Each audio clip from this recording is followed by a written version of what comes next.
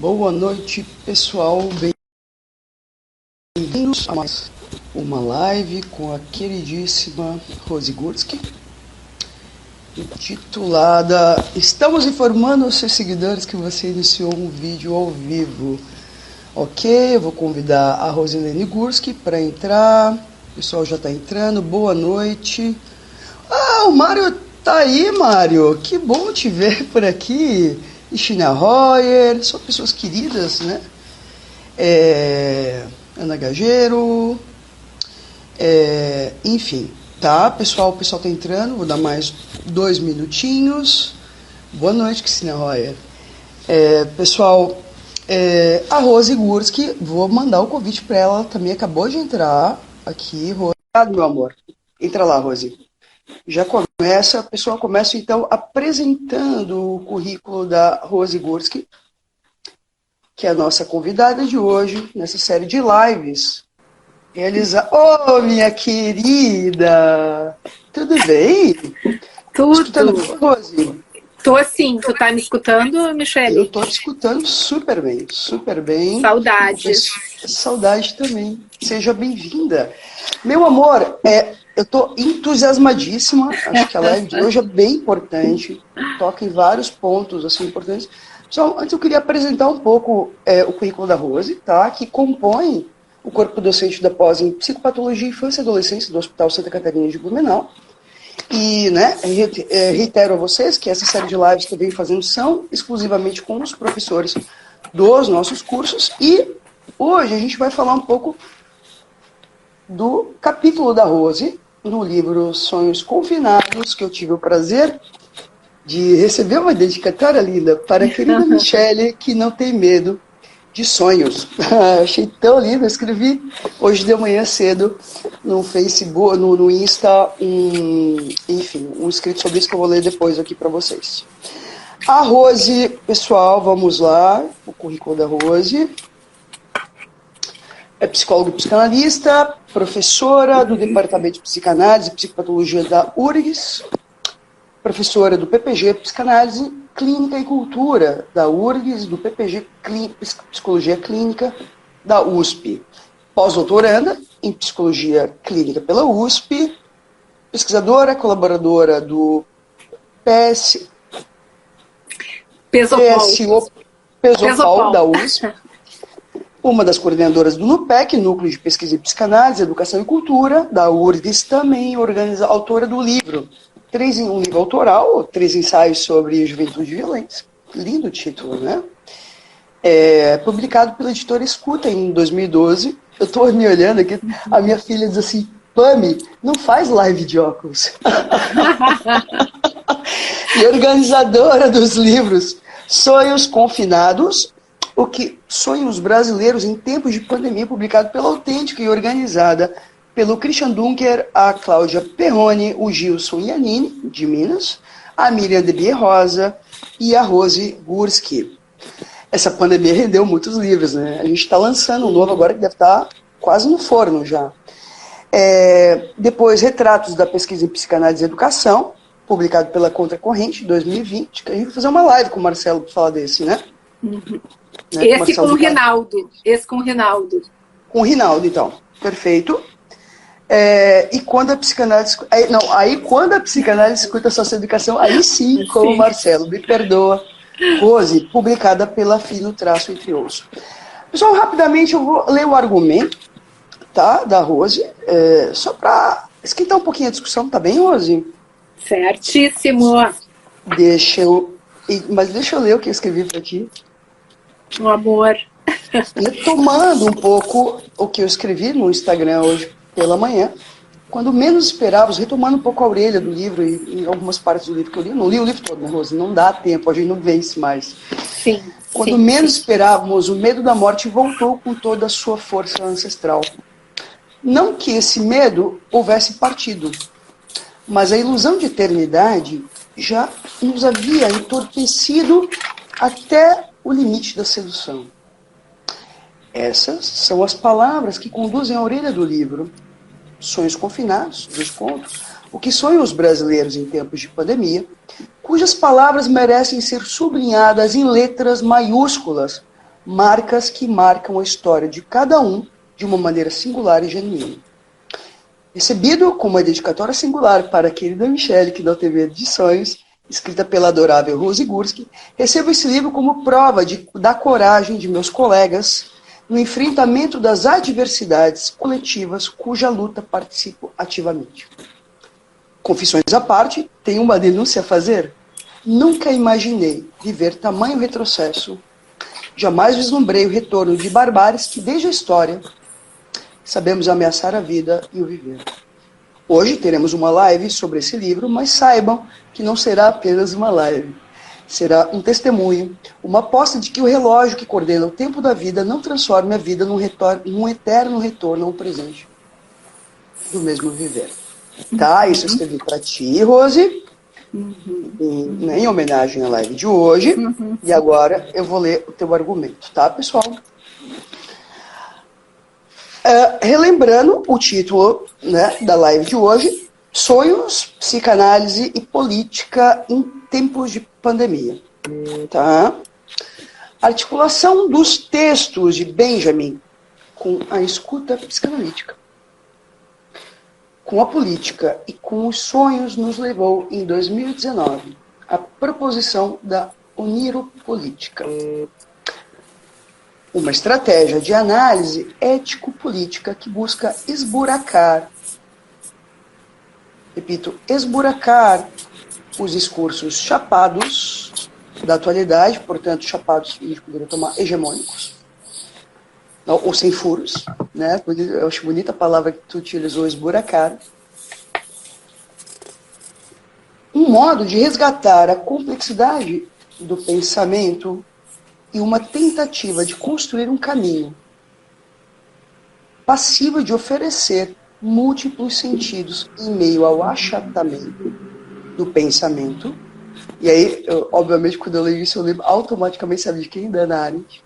Claro, claro. Do Benjamin, né? A intolerância nos laços e a desesperança. Dunker, Gursky, Perrone e Debye.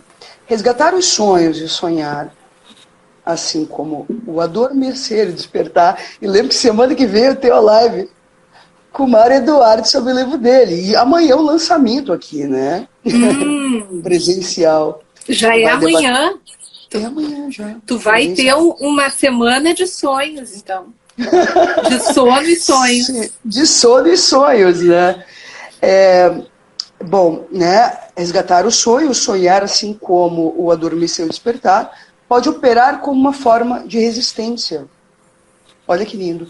Uma estratégia ética e política que, a partir de novas montagens da materialidade do mundo e do caos das percepções cotidianas, autoriza a imaginação acerca de possíveis ações e atos derivados do diálogo e do pensamento. Bom, minha primeira questão, obviamente, é que antes da pandemia e do momento atual que a gente está vendo, já tem uma produção anterior, né, Rose, produzida ali sobre os sonhos nas ditaduras, os sonhos no nazismo, né? Quer dizer, o sonho aí como uma possibilidade do sujeito de alguma maneira, dar contorno ao real do trauma vivido por ele, muitas vezes, que lhe faltam palavras para nomear. Né? A gente vive aí na pandemia uma situação que coloca inúmeras questões. Primeiro, ela, de alguma maneira, coloca um obstáculo radical aos nossos sonhos. Desde a impossibilidade de sair de casa, desde a impossibilidade de retomar os laços, assim como, né, o real imposto pelas 500 mil mortes evidenciadas tão recentemente, e que talvez esse número ainda siga aumentando. Né? Me fala um pouquinho, Rose, como é que foi a ideia da Oniropolítica? Né? Eu acho que resgatar um pouco a história, porque também dá subsídios para quem está escutando, quer dizer, eu acho que historicizar um pouco a proposta da Oniropolítica e como que dá origem ao livro, acho que é importante para a gente começar a discussão. Seja bem-vinda, Rose, obrigada. Então tá, muito obrigado, Michele, por essa recepção tão calorosa, tá? Tão respeitosa, trazendo as nossas palavras, os nossos significantes. Tá? Já tem uma escuta aí. Queria dar boa noite a todos, a ti especialmente, todos, todas e todes. Tá? E agradecer aí a esse espaço, o convite. Eu tenho muita saudade de Blumenau, tá?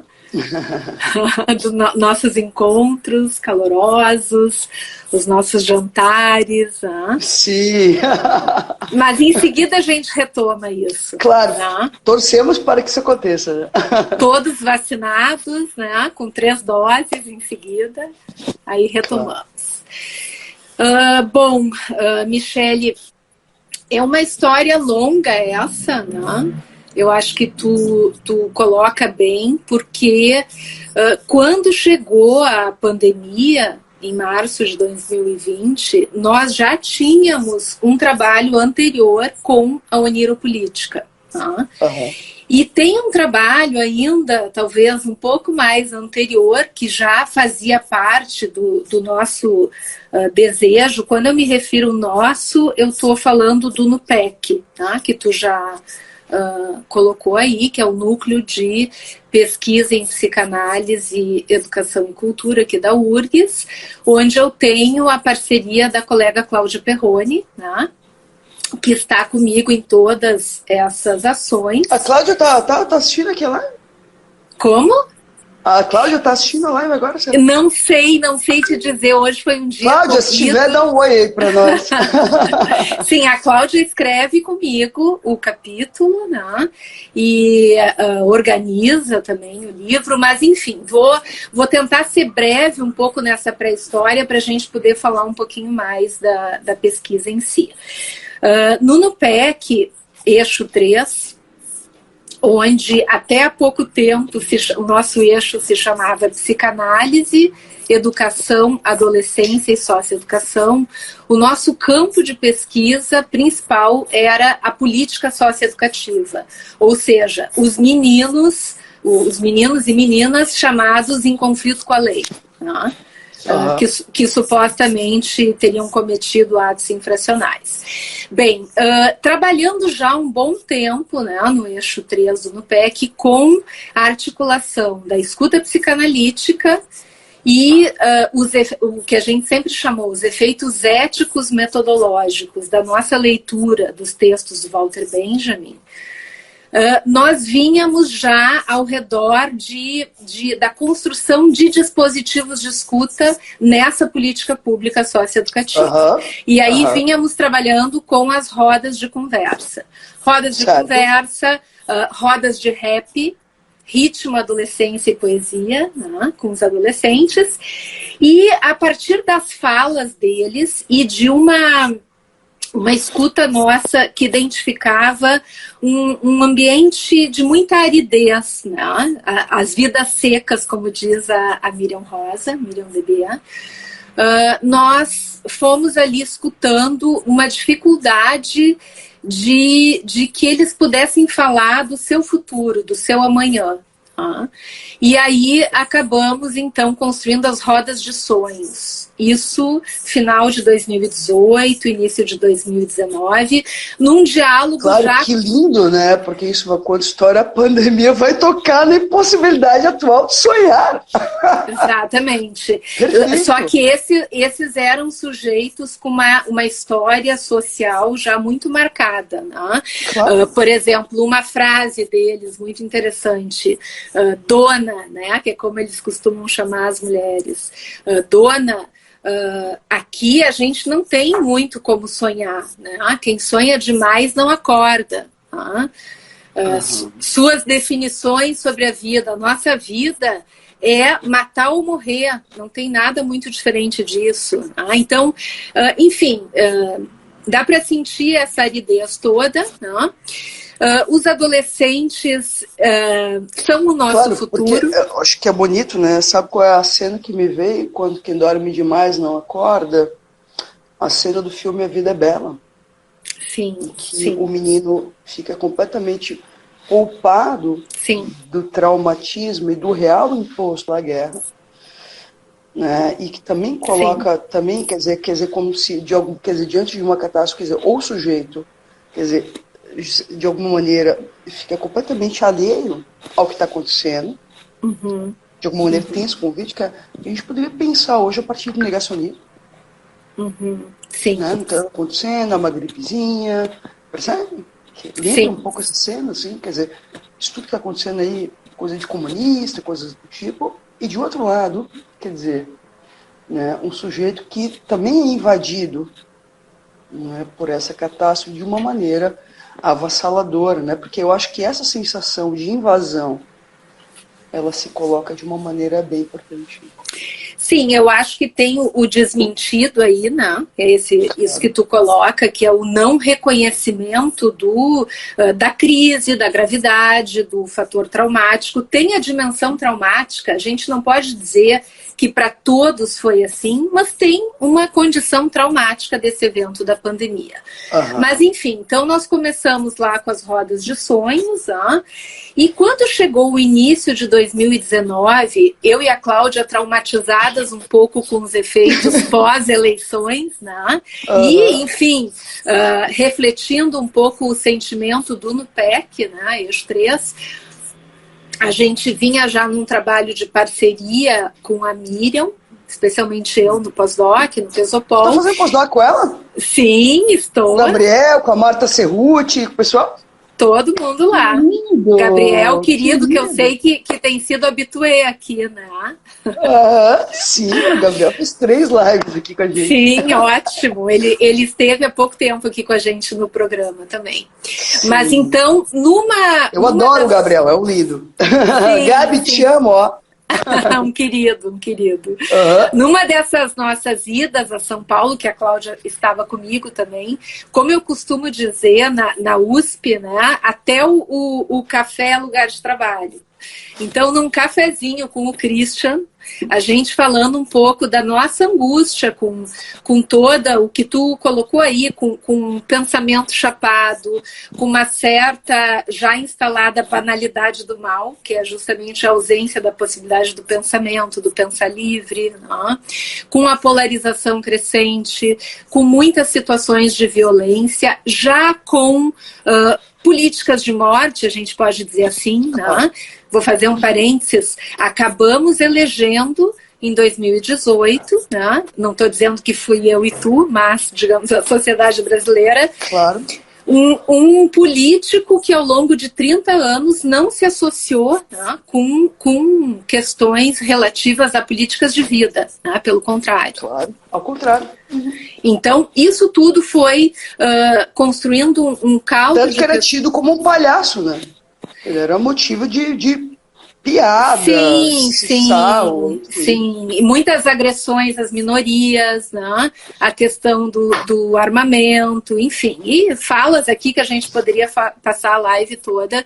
Mas claro. Esse ambiente bastante hostil, né? Violento, e que vai produzindo justamente, a polarização vai produzindo o que também tu colocou, que é essa dificuldade das pessoas poderem pensar a partir de uma multiplicidade de sentidos, né? Com tudo isso, a gente ali conversava com o Christian que queríamos articular um trabalho, psicanálise, sonhos, política e Benjamin. E ali no cafezinho ele disse, oniropolítica. Bem, quando ele nomeou assim, claro, com todas as leituras lá dos onirocríticos, né, da época dos gregos, enfim, quando ele nomeou dessa forma, a gente ali começou a trabalhar justamente com essa ideia de que, digamos assim, se a psicanálise pudesse oferecer uma política, seria uma política dos sonhos, né? Uma política que pudesse se apresentar com o paradigma do tecido dos sonhos, na dimensão da polissemia, tá? E talvez assim como uma terceira via, não é nem isso nem aquilo, que é o que a polarização propõe, né? Ou é preto, ou é branco, ou usando aqui as questões do nosso estado, o Grêmio Inter, ou esquerda ou direita, não. Os sonhos como uma terceira via que pudesse ser um convite para uma certa reinvenção, que é disso que se trata no território onírico, né? Eu acho que tu deve ter lido ali no capítulo, ou mesmo, eu acho que no texto de apresentação, de que o sonho ele carrega a potência da transformação, justamente porque vai fazer essa espécie de constelação, como dizia o Benjamin, né? O pensamento em forma de constelação, vai fazer essa espécie de bricolagem com os restos diurnos, né? Aquelas, muitas vezes as percepções, como a gente diz, infraordinárias, questões que não passam necessariamente pela consciência que a gente recolhe das experiências, questões dos desejos infantis reprimidos, né? E também questões que são do nosso presente, do nosso dia a dia. Nessa bricolagem, a gente pode pensar que o sonhador ele é um inventor, tá? Mas muitas vezes, ou melhor dizendo, contemporaneamente, não se olha mais para os sonhos, né, como diz o Siddhartha. Aliás, quero aqui dar autoria, né, o texto da orelha é do Siddhartha Ribeiro. Sim, desculpa não mencionar. Sim, eu tenho anotado aqui. Isso, ele que fez Obrigada por lembrar, Rose. Sim, sim. Como diz o Siddhartha, contemporaneamente não se dá importância para os sonhos como já se deu em outras épocas. Né? Os sonhos eles já foram centrais para decisões políticas, para tomadas de posições em situações de guerra. Né? Eles funcionavam, claro, como uma espécie de oráculo. Né? Eu ia falar isso agora! Que lindo como isso, se né? fosse a verdade revelada. Não é? Assim, claro, o que lembra também os sonhos premonitórios do Freud. Né? Exatamente. Da interpretação dos sonhos, claro. Exatamente. Então, enfim, foi nesse contexto, né, que nos encontrou a chegada da pandemia. A gente já vinha trabalhando com essa matéria de como os sonhos poderiam ser um modo de resistência em relação a essa realidade tão chapada, né, que a gente vinha vivendo e de pouca possibilidade Rose, de criação. Eu queria te convidar a abrir um pouco, né, como é que tu entende, né, essa realidade chapada, porque quando eu te escuto, né, é quase como se numa lógica de hegemonia discursiva, né, que hoje talvez a gente pudesse nomear a partir, né, dos discursos da religião, da ciência do capitalismo, né, cada um à sua maneira, porque na medida em que, de alguma maneira, eu acho que tem algo importante aí. Quando no meu texto eu falo do eterno presente, porque exclui a finitude, né, porque a possibilidade de reinvenção também tem a ver com o reconhecimento da finitude. Percebe? Quer dizer, agora quando a gente vive na lógica do eterno presente, que é um pouco isso, assim, né? Do eterno presente, quer dizer, a reinvenção nunca é necessária. Porque a temporalidade não se coloca. Né? Lembro do livro do Norbert Elias sobre o tempo. Né? O tempo é uma invenção discursiva. E que organiza lugares, que organiza temporalidades e que marca diferenças. Né? Porque quando a gente lembra Totem Tabu da Ordem Primeva, a gente está falando ali no eterno presente. É um tempo que não passa, né? E portanto, quer dizer, é o que também justifica uma certa barbárie que se autoriza a partir dessa lógica. Né? Agora, a minha pergunta aí é de que maneira aí, né, o sonho, né, ele pode vir a marcar aí uma temporalidade, porque o que acontece hoje, né? O sujeito muito capturado por essa lógica discursiva, muito formatado por ela, né? Quer dizer, é quase como se alguém sonha por ele. Uhum. Alguém sonha por ele. É quase como se o sujeito ficasse aprisionado numa certa lógica do eu ideal. Quando, na verdade, o sonho lança o sujeito de alguma maneira para os ideais, que de alguma maneira também são ideais.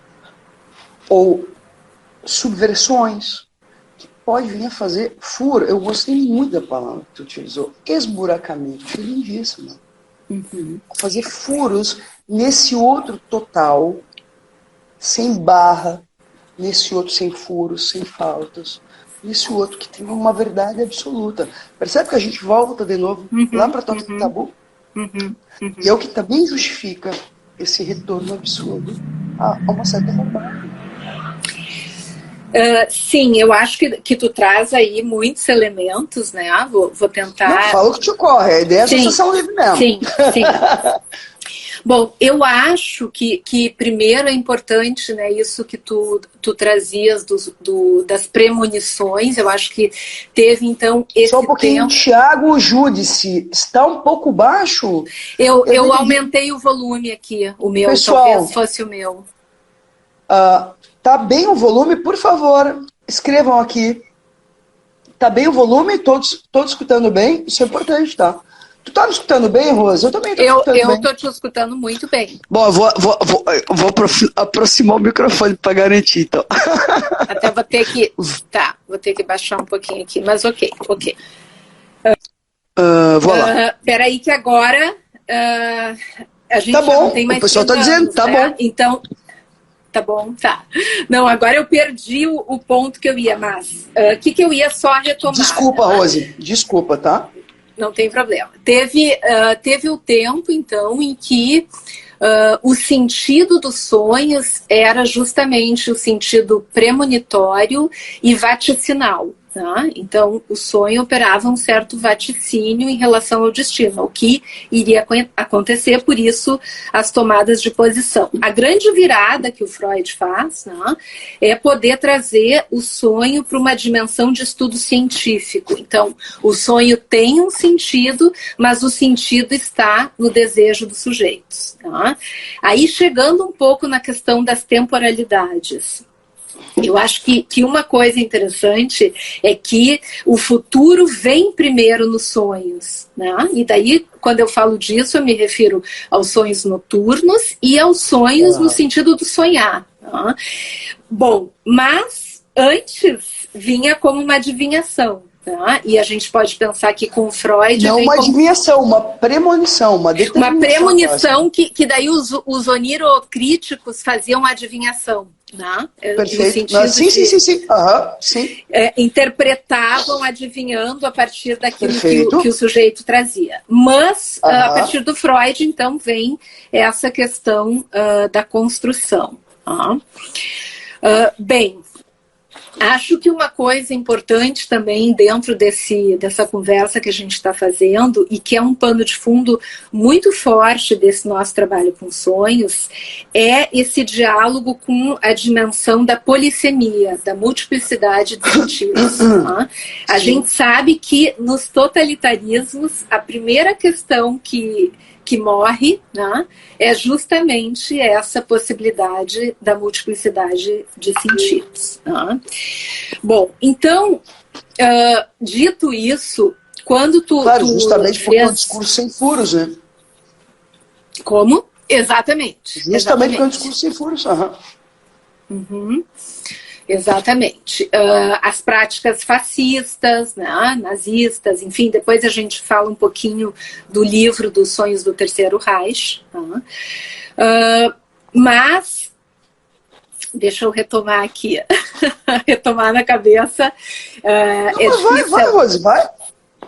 Não, é que daí tu falou e eu perdi o fio. Mas tá bom, eu não pergunto mais. Sim, o que eu ia colocar? Que a tua fala me fez lembrar, Michele, o texto A Crise da Educação, da Hannah Arendt. Não? Justamente, não é por acaso que tu dialogou com a Hannah Arendt. A Hannah Arendt é uma interlocutora forte desse trabalho para nós. Não? Afora a questão da banalidade do mal, ela tem muitas discussões que perpassam ali o tema da educação, e nesse texto eu acho que ela coloca algo muito importante, que é a ideia de que, como é que quando ela fala da natalidade, que é o novo, que é justamente a criação, ela diz, bom, o mundo é uma sucessão, digamos, de natalidades, né? Cada geração que chega precisa oferecer, chega num mundo que é velho e precisa oferecer o seu novo. Nesse mundo. Quando as gerações chegam, elas precisam ser acolhidas, né, as crianças que nascem, acolhidas pelos adultos. Os adultos precisam apresentar o mundo como ele é. Mas os adultos, eles não podem dizer como será o futuro. Porque se eles assim o fizerem, eles vão estar retirando justamente a possibilidade da geração que chega fazer o seu novo. Então, ali ela vai tangenciar um pouco essa discussão do quanto a gente precisa ficar atento para não politizar a educação, não no sentido aquele modorrento da escola sem partidos. Partidário. Exatamente. Não politizar no sentido de instrumentalizar a educação com a política. Então ela vai... Acho que tem um ponto importante. Queria lembrar para quem está assistindo um livro publicado pela POA, Associação Psicanalítica de Porto Alegre, chamado Autoridade e Violência, cujo primeiro texto, acho que é da Simone Motion, que vai falar sobre os lastros, retomando a Hannah Arendt, como se a gente tivesse perdido os lastros que nos leva, que é uma discussão que a Hannah Arendt faz, tanto na condição humana, quanto no entre o passado e o futuro, os laços que ligam o passado ao presente. Essa discussão é importante, Rose, porque o que também, não sei se tu vai lembrar que agora relembrando uma coisa, que ali no momento que a Dilma estava sofrendo impeachment, muitos jovens foram à rua pedindo intervenção militar, né, completamente descolados da história do país que viveu, que vive, da história mundial, completamente, quer dizer, quase como ditadura não existiu, nazismo não existiu, assim, como se... Eu acho esse texto, e eu acho esse livro lindíssimo, porque ele tem uma discussão potente sobre isso. Só para claro, e eu acho que isso que tu traz é muito interessante, porque justamente no sonho se articula passado, presente e futuro. Né? O passado, justamente pelo que a gente falava, as questões recalcadas, né, no sentido de reprimidas do sujeito, desejos infantis, desejos sexuais. O Dunker usa uma expressão muito boa, né? Quer dizer, tudo aquilo que a gente precisa abrir mão em nome da civilização. Tá? Então, isso vem... O presente vem através justamente desse cenário, do cenário social, político, daquilo que a gente está vivendo. E o futuro, de algum modo, eu acho que é a parte mais interessante aí, né? É muitas vezes aquilo que se apresenta nos sonhos e que as pessoas têm dificuldade de talvez, não vou dizer compreender, mas de ver ali a sua invenção, né? O seu novo, a sua produção. Então, isso tudo, eu acho que são dimensões que a gente foi escutando nas falas dos sonhadores, né? Que generosamente nos deram os seus sonhos, muitas coisas incríveis. Conta um pouquinho, Rose, eu acho que para o leitor é importante, até para assim, despertar nele a vontade de ler o livro, né? Claro. Bem, eu acho que eu parei lá, então, no cafezinho da USP, né? E daí a Uniropolítica, fizemos um evento muito bacana, né? Que foi um evento sobre a Uniropolítica lá na USP, em setembro de 19. Demos sequência a esse evento. Eu acho que eu vi entrando aqui a colega lá da Turquia, a Zeyna Gambetti, que é a professora de teoria política e que trabalha muito com os novos fascismos. E ali a gente formulou juntas, tem aí um projeto de pesquisa que é a questão da uniropolítica e o desejo de fascismo. Tá? E que passa, enfim, aí por muitas questões a gente pode depois fazer uma outra live. Né? Bom, quando chegou então a pandemia, né, ali em março, nós já vínhamos trabalhando bastante com o livro Sonhos do Terceiro Reich, da Charlotte. Para quem não conhece, esse livro, ele é fruto de uma pesquisa muito espontânea. A Charlotte Berard foi uma jornalista alemã que viveu na época que antecedeu o nazismo. Ela acabou saindo da Alemanha, eu acho que ali por volta de 38, mas entre 32 e 38, a Charlotte teve, a partir dos seus próprios sonhos, uma enorme sacada, né, como se diz. Eu ia dizer como dizem os adolescentes, mas eram os adolescentes da minha época. Né? Nós já somos, como é que diz? Cringe? Eu nunca sei dizer direito. Isso é cringe. Depois vou ouvir da minha filha. É verdade, é verdade. Mas ela teve essa super sacada, né? Que foi, a gente não consegue esconder idade na linguagem mesmo, bem, né? Ela então, a partir de uma produção muito grande de sonhos que ela estava tendo, né? Justamente como resposta psíquica ao terror que ainda mesmo antes da guerra já se instalava, tá? Ela, uma intelectual, enfim, naquele momento lá. Então ela começou a se dar conta dessa produção onírica e recolheu mais de 300 sonhos de alemães. Tá? E ela recolheu de uma maneira super interessante. Ela foi pegando esses sonhos, anotando, distribuiu muitos deles em cartas para amigos, né? Até essa história a gente conta um pouco, acho que não está aqui comigo.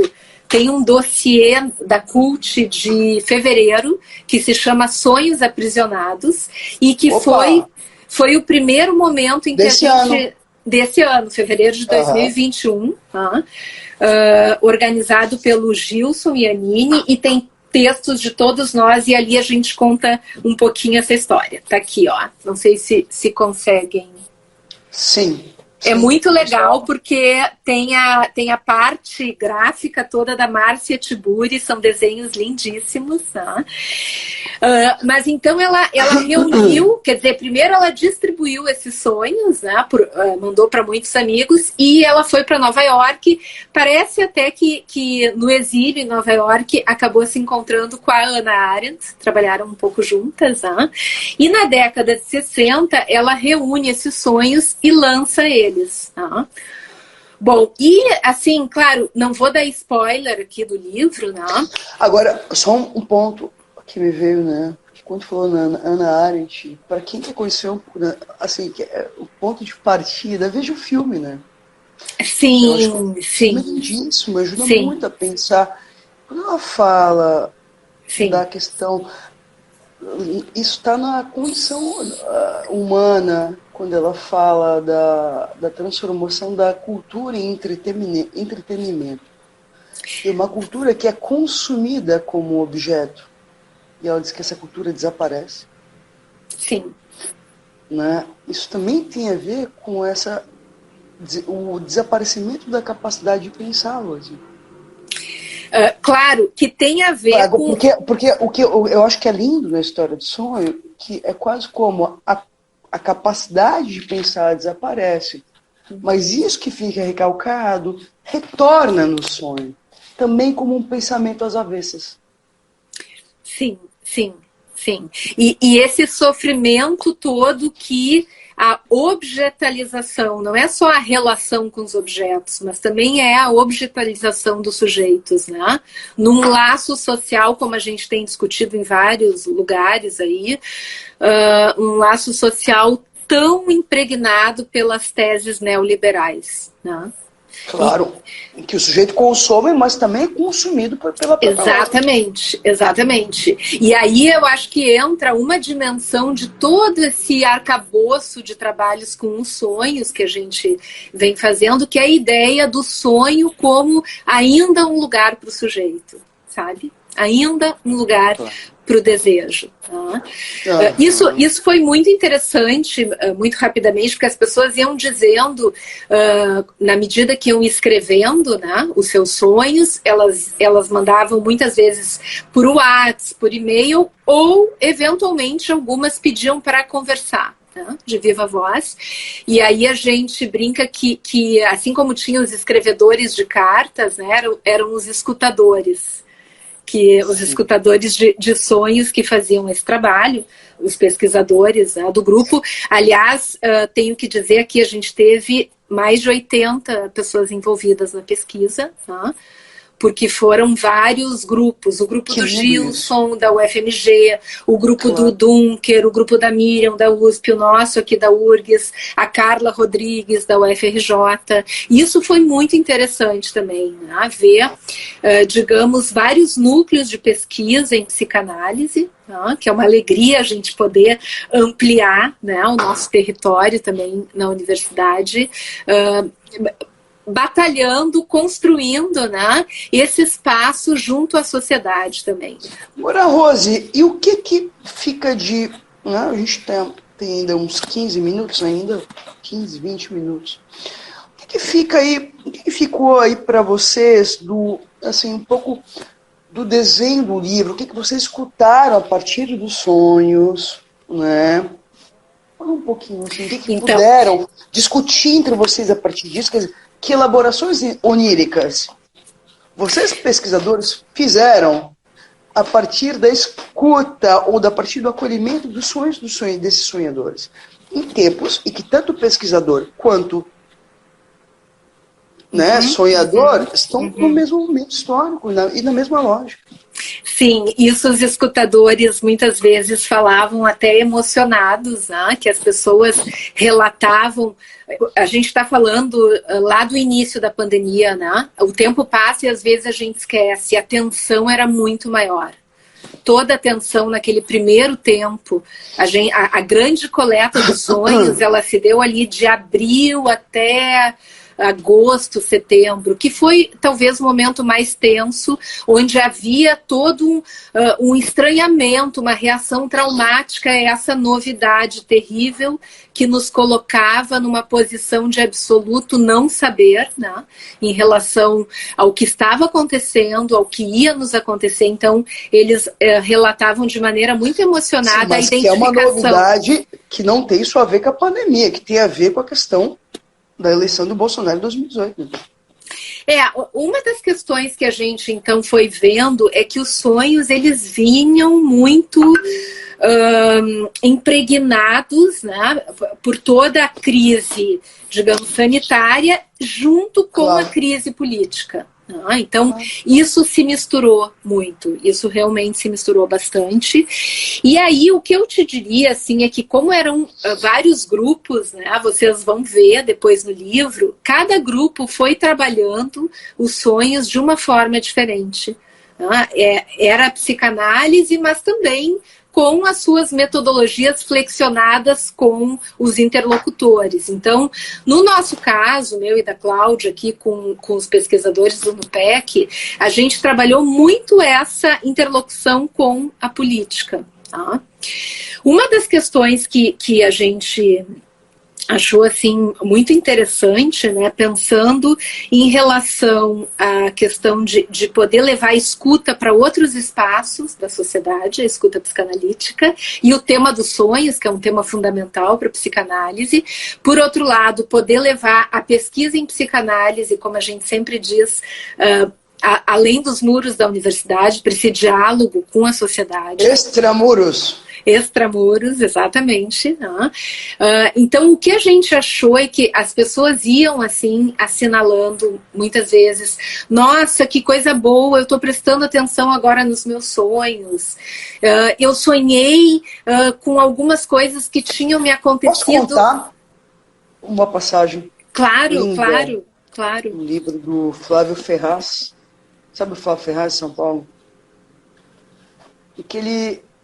eu não me recordo o nome do livro, mas é uma história que eu sempre gosto de contar, que é uma passagem com o Jung.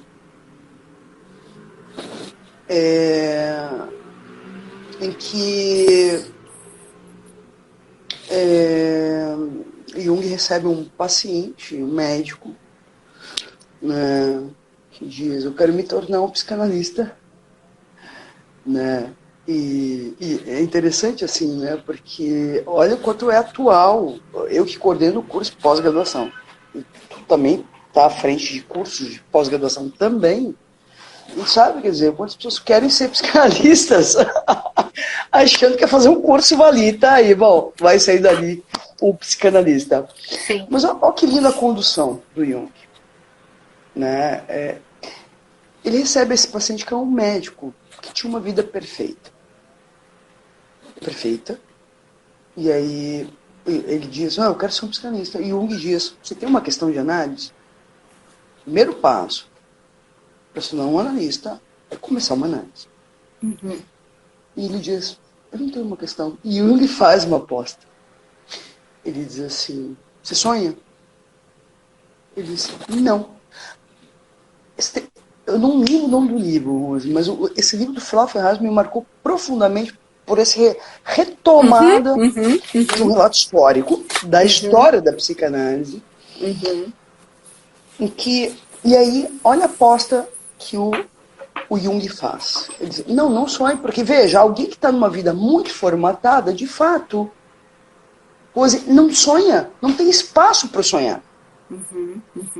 Percebe? Porque, veja, é interessantíssimo que a gente também poderia, um termo que a Ana Costa não gosta aqui, mas obviamente que dentro das minhas origens, assim, eu coordenei 3 cursos aqui, psicopatologia, psicanálise e psicologia hospitalar, que é um termo que vem lá da psicossomática chamada normopatia. Quer dizer, alguém muito normopata não sonha. Porque o sonhar tem a ver com não estar à altura do ideal do outro também. O sonhar também tem a ver com estar em outro lugar. Vou lembrar uma passagem do Freud. A criança não pode comer o bolo durante o dia e à noite ela vai lá e sonha que está comendo bolo. Percebe? Né? Mas na normopatia, o bolo ele é comido durante o dia. Bom, aí o que acontece... Já finalizo aqui a história. A história é curtinha, mas ela é bonita. Jung diz assim, bom, se você não sonha, a partir de agora você vai começar a sonhar. Ele faz uma aposta na transferência. E o cara vem, e após a primeira sessão ele faz um sonho, que ele estava todo cagado. Sabe o que é cagado? Merdado, merda por tudo. Todo cagado. Enfim, assim, nadando na merda. E, bom, eu não vou dar spoiler aqui, mas o fato é que, olha que interessante, um cara que estava vivendo na merda, mas que estava achando que estava tendo uma vida e uma família perfeita. Isso é o sonho. Ele subverte, de alguma maneira, essa lógica do que Freud já anuncia, que tem a ver com a psicanálise. O eu não é o senhor da sua casa. Justamente essa potência de transformação que se apresenta no sonho, né? Então, assim, para tentar fechar algumas coisas, porque como a conversa é muito gostosa, a gente vai abrindo... Mas, Rosa, a gente pode fazer uma segunda, tá? Claro, sempre. Tá, segunda, tranquilo, terceira. porque a gente... Vamos seguir. Com certeza. Mas, então, assim, eu acho que a nossa aposta era muito nesse sentido, porque a ideia não era tomar os sonhadores para pensar, digamos, a psicopatologia individual ou... Não, eu sei. A proposta era poder justamente despertar, né? Aquela ideia de que dormir e sonhar é a condição para que o despertar surja, né? Porque o despertar surge no sonho, justamente porque o sonho vai apresentar essa reorganização, né? Essa repaginação das questões, isso que tu dizias, da demanda do sujeito, da relação do sujeito com a demanda do outro. Então, me lembrei, tu estava falando, me lembrei de um sonho que a Charlotte traz, né, que é muito interessante, que era o dono de uma fábrica na Alemanha, que sonha que está recebendo o Goebbels. Né? E então... Goebbels. Conta para o público quem é o Goebbels. O Goebbels era um dos carrascos, um dos mais terríveis carrascos, né? Um dos apóstolos do Hitler, se dá para usar essa palavra. E ele sonha, então, que está recebendo, e quando o Goebbels chega na fábrica, todos fazem como chama, o Heil Hitler, né? Fazem o cumprimento, o cumprimento de obediência, e ele não consegue levantar o braço no sonho. Então, é um sonho de angústia, porque ele sabe o que isso também custaria, né? E ele tenta fazer um movimento e o braço não acompanha. E veja, né? Isso acaba sendo um movimento de resistência. Né? Então, poder sonhar com essa cena traz elementos de resistência. Descentraliza o sujeito em uma alienação egóica e narcísica, que ele também faz para se proteger do desamparo, né? E da relação adversa com o outro. Justamente. Então, essa ideia de que o sujeito, a gente falava no totalitarismo, é impelido a essa relação de fazer um do outro, como se diz, né? De emprestar ao outro essa dimensão de totalidade. O sonho vai romper com isso. Ele desmantela! Sim. Perfeito! O sonho desmantela! Sim. Por isso, família perfeita, o cara nadando na merda. Sim. Por isso, o dispositivo, ele pode nos fazer pensar, ele vai apresentar enigmas, ele vai apresentar estranhamentos, todas questões que podem fazer o sujeito, de algum modo, se repensar. E olha que interessante, a nossa aposta é que esse tipo de situação, o sujeito se repensa e o laço social se movimenta. Não? Claro, é lindo isso que está falando, Rose, sabe por quê? Porque na medida em que o sonho subverte uma imagem totalizante, lembrei o estadio do espelho do Lacan. O que acontece? Quando o sonho esburaca, usando a expressão inicial, e desmantela essa imagem, é a possibilidade do sujeito vir a colocar uma interrogação sobre a sua posição na polis. Isto é humanização, isso é o que tu dizia antes. Esse é um movimento de humanização, por isso ainda um lugar para o sujeito, né? Quando a gente se refere aos sonhos. Mas, enfim, eu acho que de forma geral é isso, né? Em meio Rose Gursky, ela me pergunta assim, né? Michele, qual o roteiro? Manda a pergunta. Agora eu vou te desconcertar um pouquinho, deixa eu te falar. Que efeito que essa pesquisa produziu na Rose Gursky como sujeito? Boa lá. Primeiro lugar, um prazer. Não, porque tu fala no PEC, não sei o quê, e a pesquisa, ela é toda organizada, né? Ela assim, eu falei, Rose, não tem roteiro. Fala de testemunha. Associação livre da cabeça. Fala de testemunha. Um dos efeitos. Todo mundo aqui em casa contando seus sonhos. A gente acordava no café da manhã. O que tu sonhou? Que lindo! Sim, aí 1000 comentários. E eu vou te dizer assim, do fundo do coração, é um trabalho muito prazeroso. Ele não encerrou. Tá? A gente agora está produzindo o livro da Oniropolítica, já em primeira mão, te digo aqui. Né? Opa! Que vai ser o segundo. Vou fazer o lançamento aí depois, então. Claro. Ainda no prelo, né? Estamos No organizando. prelo.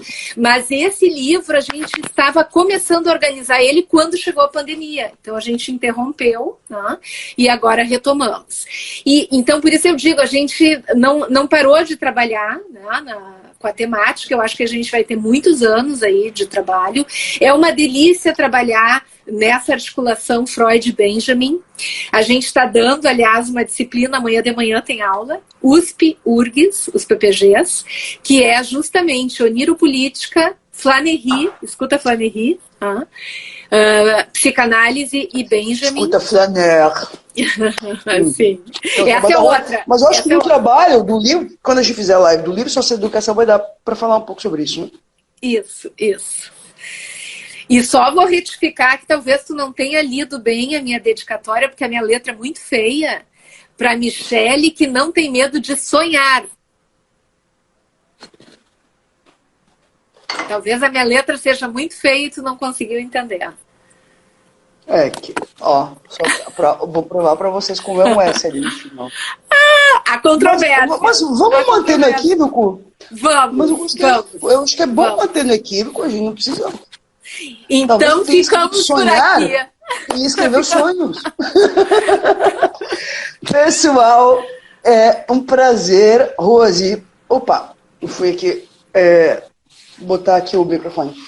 Pessoal, um prazer imenso. A gente teve, olha, um público importante aí de 30, 40 pessoas.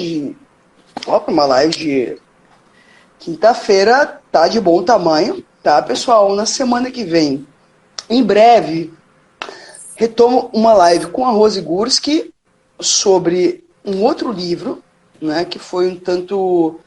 Enfim, ficou silenciado por conta da questão da pandemia e que me parece que é muito importante. Quer falar um pouco do livro, Rose? Por favor. Posso falar brevemente? Tu tá te referindo a quando a psicanálise escuta a socioeducação? Isso? Perfeito, isso. Que tu falou Sim, que esse livro, o lançamento por conta da pandemia. Né? Isso. A gente pode, depois de outubro, marcar sem problemas. Né? Ele é um livro que é fruto do coletivo Amarrações, que é um coletivo... Eu sugerir a gente tentar fazer antes de outubro, porque lá em outubro vai sair o meu livro que eu estou organizando com o Marco Antônio e com a Rosa Mariotto. E aí vai ser um festival de lives para divulgar o livro também. Mas então esse tem prioridade. Depois a gente vê, a data não vai faltar. Não, mas a gente pode tentar antes, a gente vai conversando. Mas fala um pouquinho do livro. Não, então, o livro, ele relata o trabalho aí de vários pesquisadores, psicanalistas, professores de universidades públicas, privadas, brasileiras, que trabalham, que são atravessados pelo campo da socioeducação. Psicanálise e socioeducação. Eu organizei ele com o colega Marcelo Ricardo Pereira, que é um parceiro já Minas, BH... da UFMG, um parceiro. Sabia que o Marcelo, na época que eu era orientanda de mestrado do La Jonquière, eu e o Marcelo, a gente era parceiraço, porque ele era orientando de doutorado. Sim, 1900 já soube. Já soube disso, sim. Então, estaremos aqui com o maior prazer para falar do livro, Michele. Perfeito. Pessoal, Rose, mais uma vez obrigada. Foi linda a live de hoje. Eu que agradeço. Muito obrigada.